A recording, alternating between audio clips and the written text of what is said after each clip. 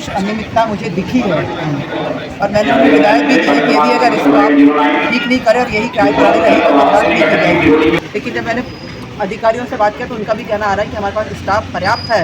अब क्या कैसे चोरी हो रही है, कई बातें आ रही है। उनका कहना आ रहा है कि पेमेंट नहीं होने के कारण उनके लोग कुछ अव्यवस्था कर रहे हैं।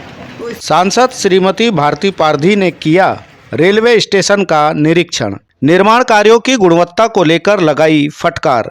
टिकट खिड़की पर भी सांसद हुई कर्मचारियों पर गरम दी हिदायत। बालाघाट रेलवे स्टेशन में चल रहे निर्माण कार्य और यहां व्यवस्थाओं का जायजा लेने बालाघाट सिवनी की सांसद श्रीमती भारती पारधी ने अचानक निरीक्षण किए, जहां कई खामियों को लेकर सांसद श्रीमती भारती पारधी ने निर्माण कार्य करने वाले ठेकेदार और टिकट काउंटर पर कर्मचारियों को जमकर फटकार लगाते हुए दिखाई दी। सांसद पारधी के तेवर से स्टेशन का माहौल गर्मा गया था।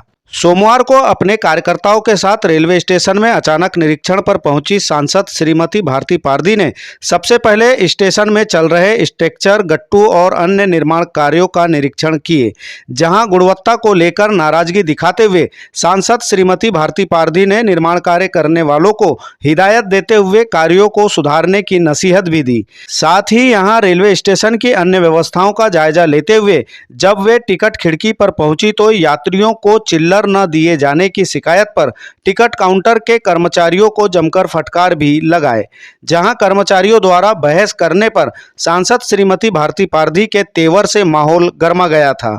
आप भी देखिए, टिकट काउंटर पर सांसद श्रीमती भारती पारधी का चिल्लर न देने और यात्रियों से अच्छा व्यवहार न करने को लेकर यहां कर्मचारियों को जमकर फटकार लगाते हुए कैसे हिदायत दी गई। सांसद श्रीमती भारती पारधी ने निरीक्षण करने के बाद मीडिया से चर्चा करते हुए कहा कि स्टेशन को भव्य और अन्य कार्यों की कार्य योजना बनाकर अगले सत्र के लिए तैयार किया जाएगा। वहीं स्टेशन में निर्माण कार्यों की गुणवत्ता सुधारने सहित व्यवस्था सुधारने के लिए उनके द्वारा हिदायत दी गई है, ताकि रेलवे स्टेशन में बेहतर व्यवस्था बनाई जा सके। अरे तो छोड़ के लेके चले गए तो आप तो है यहाँ, ऐसे कैसे आपके सामने कोई ले जाने का? कोई आप मतलब बहाना भी बनाए तो एक थोड़ा सा बना ऐसा बहाना बनाओ कि आप सुरक्षित रहें। क्या वो ऐसे यहाँ से करे तो आप शांत चुपचाप बैठे हुए हो क्या? कि बाहर दे रहे हो उसको आप? देखना है ना, आपकी जवाबदारी है। यहाँ कर दो ना, यहाँ कर दो, यहाँ से आप यहाँ भी रखोगे, ट्रांसपेरेंट ग्लास है आपका, वो कर लेगा। बहाने हैं आपके। इसका स्टिकर बनता है, स्टिकर निकालो यहाँ पे। स्टिकर बनवा लो, वो लगवा लो। चिल्लर ज़्यादा रखो यहाँ पे। क्या नाम लिखते हैं आप? कब से हो यहाँ पे? हाँ? नहीं चल रहा है तो बता दो ऐसा कि नहीं कर पा रहे हो आप। गलत है क्या? बर्दाश्त ही नहीं है मेरे को, तो आप मेरे को जानते नहीं हो। निश्चित तौर पर ये इनकी गलती है और इनकी ही गलती के कारण यात्रियों को यदि अगर आप आपके सामने, मैंने उनसे कहा है कि या तो फिर आप नहीं संभाल पा रहे हो तो स्टिकर लेके स्टिकर कांच पे लगा दो। स्टिकर से कोई भी स्कैन कर लेता है। बड़ी हस्ताक्षर बात मुझे लगी कि उनका वो चोरी हो जाना तो बड़ा मतलब। और दूसरी शिकायत थी यात्रियों की कि चिल्लर पैसे नहीं मिलते हैं। ये भी एक बात आई थी, उसके लिए भी हमने कहा है कि जब आपका व्यक्ति काउंटर पे बैठ रहा है तो उसके पास पर्याप्त जितनी आपकी वो है आवश्यकता उतने तो रखें। फिर तो यात्री की ओर से आते रहते पैसे तो आदान प्रदान होता रहता है। चोरी की इन्होंने बात किया तो उनकी बात वही आ रही कि मतलब यहाँ पर पुलिस चौकी तो है, लेकिन जब मैंने अधिकारियों से बात किया तो उनका भी कहना आ रहा है कि हमारे पास स्टाफ पर्याप्त है। अब क्या कैसे चोरी हो रही है, कई बातें आ रही है। उनका कहना आ रहा है कि पेमेंट नहीं होने के कारण उनके लोग कुछ अव्यवस्था कर रहे हैं।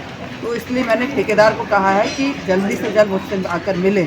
और मैं इस टाइप के कामों को बर्दाश्त नहीं करूँगी। काम की गुणवत्ता हमारी पहली प्राथमिकता है। इसीलिए 1-2 दिन के अंदर ही मैंने कहा है कि ठेकेदार मुझसे आकर मिले। ठेकेदार से बात तो करें, उसकी पक्ष भी तो सुन लूँ मैं, क्योंकि मैं तो थोड़ा सा मेरी काम करने की शैली अलग है। मैं किसी के उसमें काम नहीं करती हूँ। गलत है तो उसे बख्शा नहीं जाएगा, ये आप निश्चित रिपोर्ट। आज निरीक्षण करने आए थे और ठेकेदार के ऊपर काफ़ी नाराज़गी जताई है। निश्चित तौर पर जिस तरीके से इस देश के यशस्वी प्रधानमंत्री काम कर रहे हैं और अमृत भारत योजना के तहत देश के और हमारे प्रदेश के बहुत से स्टेशनों को चुना गया था। उसमें अपनी लोकसभा में बालाघाट और सिवनी दोनों के स्टेशनों को उसमें चुना गया था और उनका नवीनीकरण हो रहा था। इसके पहले भी मैं करीब निर्वाचन के कुछ दिनों पश्चात ही निरीक्षण के लिए आई थी, तब ये काम इसका शुरू हो गया था। काफ़ी दिनों से चल रहा था कि निरीक्षण करना है फिर से कि क्या कैसे क्या काम कहाँ तक प्रगति हुई है, कब तक कंप्लीट होगा। क्योंकि पिछले कुछ दिन पहले ऐसा था कि आदरणीय इस देश के यशस्वी प्रधानमंत्री नरेंद्र मोदी जी जो स्टेशन पूरे हो गए हैं उनका शुभारंभ करने वाले थे दिल्ली से। उसमें हमारी लोकसभा का सिवनी स्टेशन जुड़ा था, कि सिवनी का भी लोकार्पण होने वाला था। तभी मुझे ऐसा लग रहा था कि बालाघाट का काम यदि का समय पे हो जाता है तो हम बालाघाट सिवनी दोनों अपनी लोकसभा के स्टेशनों का लोकार्पण करा लेते हैं।